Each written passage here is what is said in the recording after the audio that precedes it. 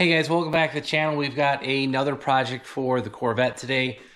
What we'll be working on today is actually a revision of our brake ducts up front and basically tearing the front bumper off the car.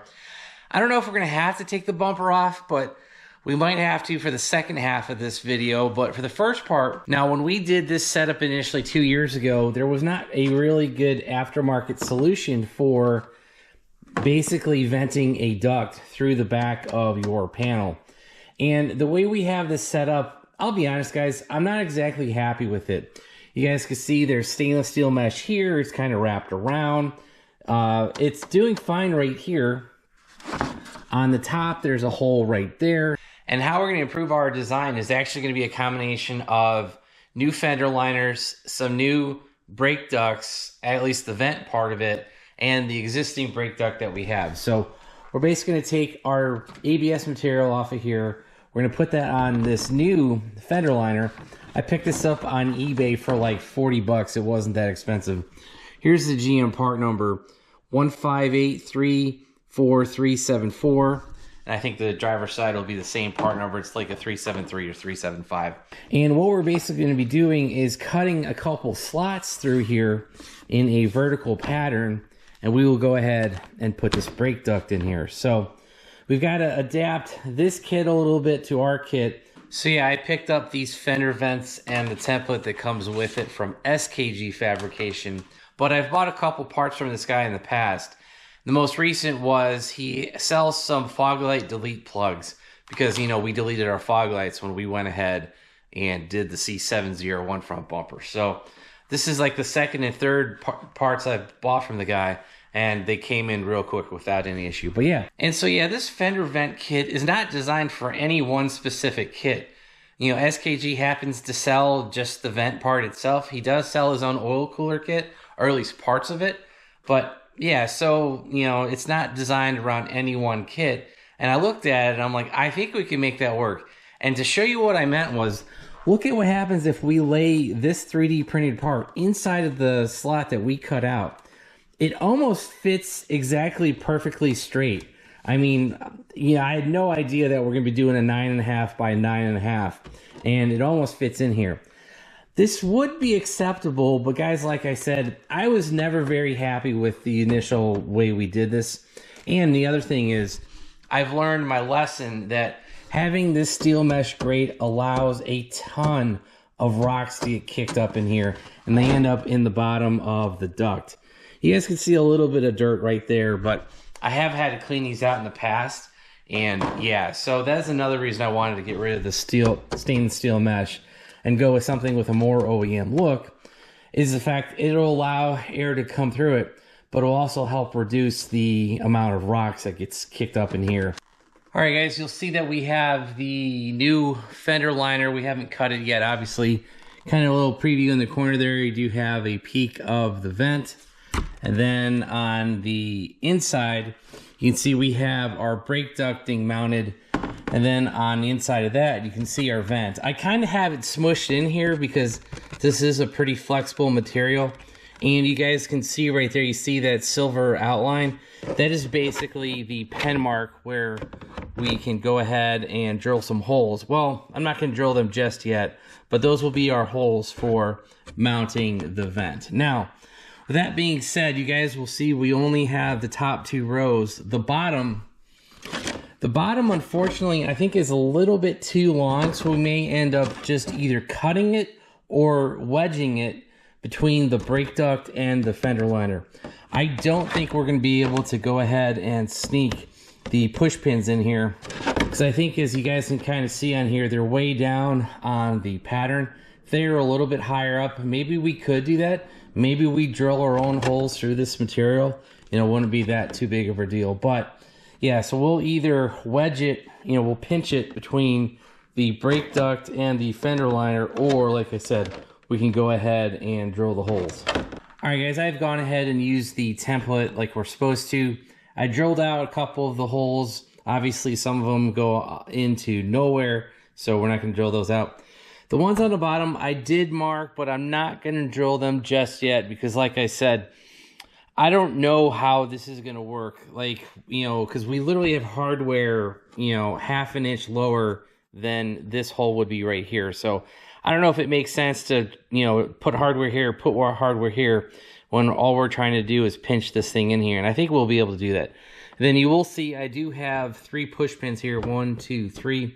Those are put in place. And then the ones on top, you guys can see I just drilled that with an 1/8 inch hole. I think what we'll do is we'll put a J-nut or a U-nut on this material here. And then on the inside of the fender well here, we'll put a, you know, regular screw through it.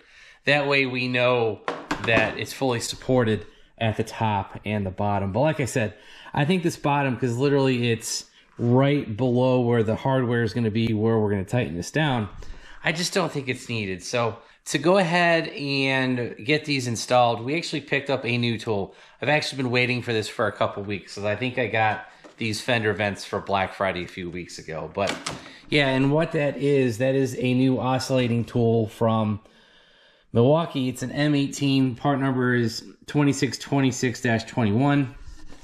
I bought the M18 version just because this seems like something I'll use around the house, also car projects as well. And I just think the M12 battery wouldn't hold up. So this actually came with a charger, looks like some sanding bits, a sandpaper, your instructions. We do have a cutting tool. Okay, cool. That's what we need. Cutting tool. The tool itself, a small battery. This is a compact 1.5. So we got a small battery. Then we got the charger, which I'll be honest, guys, this charger is literally going to go right on eBay because I don't need another one. As a matter of fact, I think this is the same chargers that I have. Yeah, so I have a rapid charger here on the bottom, and this is just another normal charger that we have on the top. So yeah, this charger is going to go on eBay for, I don't know, not much money, maybe 20, 30 bucks. Get a little bit of money back with this kit. And I'll probably keep the small battery. All right, guys, pretty simple tool to use. Basically, all you need to do is release this lever right here, push it all the way forward. Loosen this screw on the bottom, change your disc or whatever accessory you're gonna be putting on this thing. Push this latch all the way back down, tighten it, and you're good to go. All right, guys, that actually cut all of these seams very well. So I'm actually kind of surprised at how well that did. I'm basically gonna clean this up with a file. That way we get all the shards and little loose pieces off. All right, guys, we have pretty much gotten, let's say this is 80%. There's still some fiddling around that I need to do with this thing, but you guys can see we have the slots cut. We've got the vents coming through there. You guys can see the 3D printed piece basically fits perfectly inside of our brake duct here.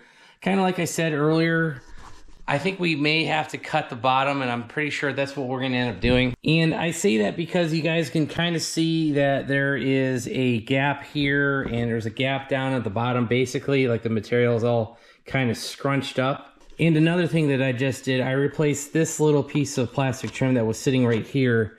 I replaced it with a wider strip, and I actually added this 4th push pin right here. So kind of thinking about putting another U-nut and a screw right in the middle here. So yeah, I mean, that's basically the gist of getting this to work.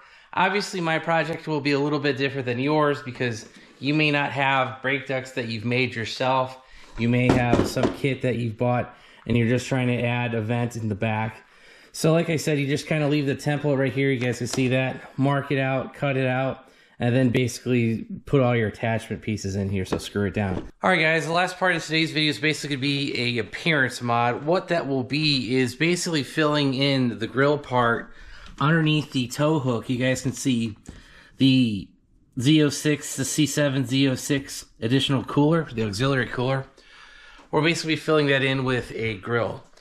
I have a picture here from the Indy half mile. I like the picture, everything, except for that bottom grill being open and us not having any mesh in there. So, and to fill that in, what I did was I reached out to Custom Car Grills. You guys can see the little ad they've got. And they basically sent me I think this is like 4 feet wide with a slight crease in the middle. And we're basically kind of doing this as a DIY because in their ads, they always showed that they had a grill to fit in between that spot for the stock C7 ZR1. Well, we've got an aftermarket C7 ZR1 bumper, and I was like, I think we can make that work. Basically, what we're going to do is we're going to take the grill material, we're going to fit it in back behind where that grill space goes. That way we have a mesh behind that grill. That way everything looks more uniform. And so yeah, I reached out to the owner of Custom Car Grills, and he's like, yeah, I can go ahead and bend you up a piece. Just give me the dimensions of what you want and how many zip ties you want, and we should be good. So that's kind of what we got. We got these long zip ties. We will need those today. We'll show you that here in a second. And then he basically custom cut out a piece for me and bent it for me in the 4-foot with a slight angle in the middle, and we should be good to go. So, but yeah, I've had this for a number of months, and I've just been kind of waiting for us to go ahead and finish some parts on the car. And we finally have an opportunity to go ahead and get this put in. And to start the install, I actually got started. I removed the bottom access panel that I had made several years ago when we did the C7 ZR1 bumper swap. And what that gives us access to is this horizontal heat exchanger here, and it also gives us room to where we could, you know, stick our hands up back here. So basically what we're gonna do is we're gonna sneak this mesh material up into back behind the grill.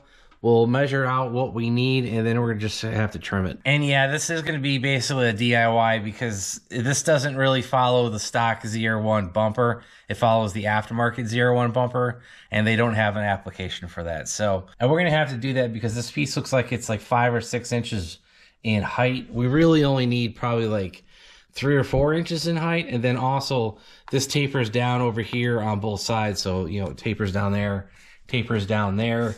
And then the other thing is this has a much thicker support rod here. So we're gonna have to use those extra long zip ties to go ahead and try to tie it around that. So I've already trimmed both sides. So this side and this side. But what I gotta do now is actually trim the, you know, horizontal line here. That way we can get it to fit up above this lip. See this lip right here? That is preventing the grill from sitting flush. So if you guys look, I can actually push in and go down. So that needs to sit flush. We need to cut it and to go above this lip. So yeah, this is going pretty quickly. I got those sides cut off within just a couple minutes.